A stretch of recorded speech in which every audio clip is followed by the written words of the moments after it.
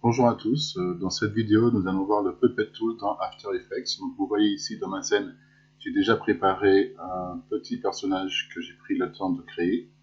J'ai fait exprès de mettre deux couleurs ici pour qu'on puisse bien distinguer les deux parties de ce personnage parce que je vais vous montrer qu'il est possible de pouvoir faire passer un des bras derrière et l'autre devant. Ça c'est l'une des fonctionnalités que l'on a avec le Puppet Tool. Et on va voir tout de suite comment tout cela fonctionne. Donc on va sélectionner ici notre personnage et on va voir que au niveau de la barre des outils ici, on a cet outil qui nous permet de pouvoir créer ce que l'on appelle des pins. Et donc on va venir ici pour créer tout de suite pour voir ce que ça peut faire sur notre objet. Donc si par exemple, vous voyez que le curseur de ma souris a changé et que maintenant ce curseur est actif, donc je vais zoomer un tout petit peu et je vous montre que si par exemple je clique ici au niveau du nombril de mon personnage, il va me mettre automatiquement un mesh autour, il va générer automatiquement un mesh autour de mon personnage. Et le mesh, il est visible parce que j'ai cette option qui est activée, donc que je peux activer ou désactiver.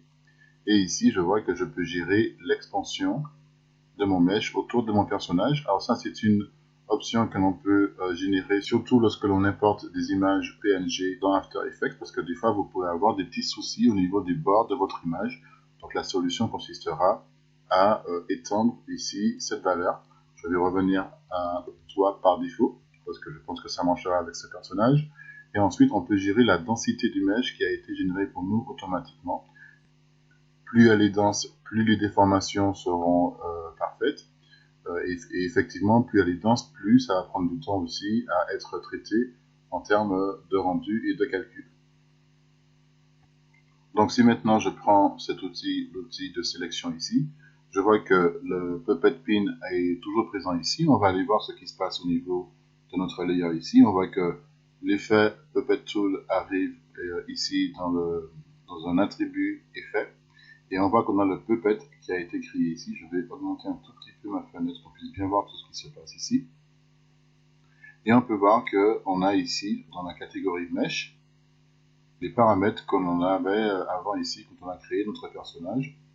Et si on va sur des formes, on voit qu'on peut retrouver ici le Puppet Pin 1, qui est créé pour nous, et qui vient avec des paramètres de position. Et vous voyez que lorsque je bouge ces éléments, et bien, enfin, cette valeur ici, et bien, notre personnage se met à bouger.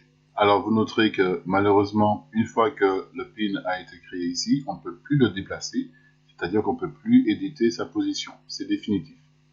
Mais si je peux le déplacer ici, eh bien je peux venir dans mon plan et je peux aussi déplacer mon personnage. Donc, vous avez vu que ça a pour effet de pouvoir donner une information à After Effects que dorénavant, ce petit élément nous sert d'élément de contrôle pour pouvoir effectuer des opérations de transformation telles un déplacement. D'accord ? Et donc il se base par rapport au mesh pour pouvoir faire tout ça, pour savoir quelles sont les parties de notre image ici qui doivent être déplacées. Si maintenant je vais sur le Puppet Pin ici et que j'en mets d'autres, donc on va compléter un petit peu tout ça, je vais mettre un Puppet Pin ici, un autre à ce niveau-là. Je vais mettre un au niveau du coude pour mon personnage ici et ici. Je vais en mettre un au niveau des poignets, hein, donc à chaque endroit où il y a une articulation, et puis un ici et un à l'extrémité de ma main ici. Je vais mettre un au niveau du cou, et puis un au niveau de la tête de mon personnage, donc je vais essayer de le centrer. Ensuite, je mets un au niveau des genoux ici, des talons.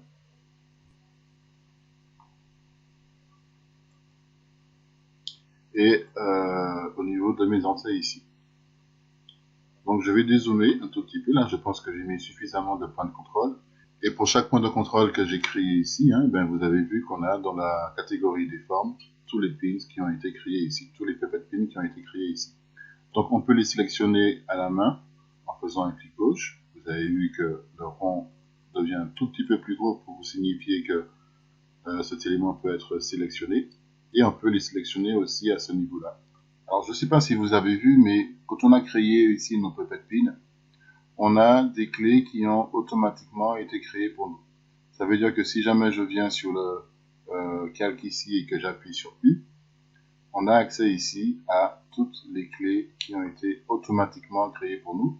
Donc je vous conseille de les sélectionner toutes les clés et de les mettre sur la frame 0. Donc une fois qu'elles sont sélectionnées, on fait un clic gauche sur une des clés, on appuie sur Shift et on va les accrocher sur le curseur de temps ici.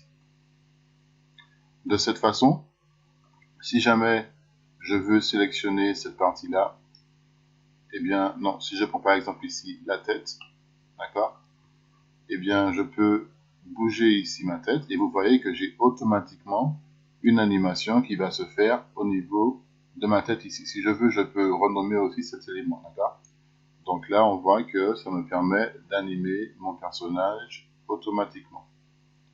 Mais à tout moment, hein, je sais que je peux prendre cet élément. Donc je peux appuyer sur Shift pour revenir sur cette clé.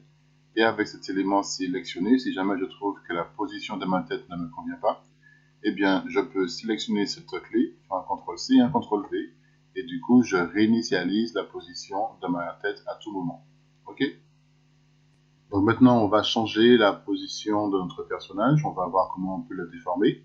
Donc pour ce faire, je vous conseille de sélectionner avec Shift plusieurs puppet pins comme je le fais ici, et de les déplacer comme ceci.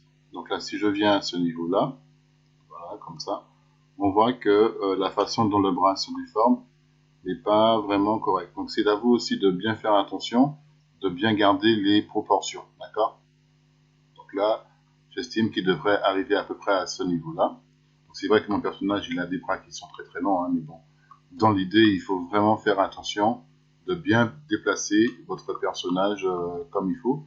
Mais on sent quand même que lorsque je bouge, par exemple, ce puppet pin ici, et on sent que la déformation n'est pas vraiment correcte. Et pour ça, on a des petits outils qui vont nous permettre de pouvoir ajuster la façon dont le mesh réagit à cette déformation. Donc ici, on avait le Puppet Pin Tool. Si je maintiens mon clic gauche, je peux aller sur le Puppet Starch Tool. Et avec ça, je peux mettre ici, par exemple, au niveau de mon épaule, un Puppet Starch Tool. Et là, on voit que la déformation a complètement changé. Ça me permet de pouvoir ainsi déterminer quelles zones du corps ne seront pas déformées trop violemment quand je vais bouger ici mes Puppet Pins. D'accord? Maintenant qu'on a vu le Puppet Starch Tool, on va voir le Puppet Overlap Tool. D'accord? Donc, le Puppet Overlap Tool permet de faire que un élément passe devant ou derrière un personnage. Si par exemple je viens ici et que je mets un point à ce niveau-là, vous voyez que j'avais déjà paramétré mon élément avec le Extent ici pour définir la zone d'influence de cet élément. Donc, quand je viens ici, on peut voir que automatiquement, je peux lui définir quelle partie de mon bras va passer derrière mon personnage. Et je peux, avec le in front ici, mettre une valeur négative pour être sûr qu'il va passer dans le dos de mon personnage. Donc si je reviens ici et que je déplace cet outil, comme ceci, et bien on peut voir que, automatiquement, j'ai mon bras qui passe derrière mon personnage. Si je reviens sur le Starch Tool, à ce niveau-là, et que je clique dessus, je peux changer la valeur et faire en sorte que maintenant, il passe devant. Ok? Donc c'est aussi simple que ça. On n'a pas besoin d'avoir plus d'explications. Ça fonctionne comme ça au niveau du Starch Tool. Si vous avez besoin de faire passer des éléments devant ou derrière, vous utilisez cet outil et il vous permettra de gérer ce genre de choses. D'accord? Donc maintenant, ce qu'on va faire, c'est qu'on va prendre les clés qui ont été créées ici et je vais les supprimer. Si je reviens au niveau de mon mesh déforme, ici je vois que j'ai un overlap qui correspond à cet élément qui a été créé ici. Je peux le sélectionner et le supprimer. Donc maintenant on va passer à l'animation de notre personnage. Ici on voit qu'on a une clé qui est restée. Je vais appuyer sur U et je vais être certain d'avoir supprimé toutes mes clés. Donc je vais venir ici et je vais sélectionner mon personnage au niveau du mesh. Je vais activer l'outil Puppet Pin Tool et je vais baisser ici sa densité, je vais la mettre à 7. Comme ça, je vais pouvoir animer plus facilement mon personnage. Donc pour animer un personnage, c'est relativement simple. Il faut beaucoup de méthodologie. Donc l'idée, c'est qu'on va sélectionner par groupe. Si par exemple, je veux que mon personnage ici baisse les bras, eh bien, je n'ai plus qu'à venir ici, prendre cet élément, celui-là et celui-là. Ensuite, je fais de même de ce côté-là et de ce côté-là. Je vous rappelle qu'on peut utiliser ici le Starch Tool pour pouvoir gérer la façon dont tout ça se déforme. Je vais remonter un tout petit peu ça sur les côtés, comme ceci, et lui aussi.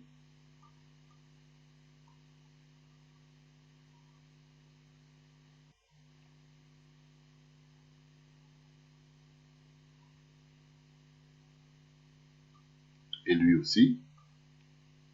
Donc voilà, j'arrange un petit peu la pose de mon personnage.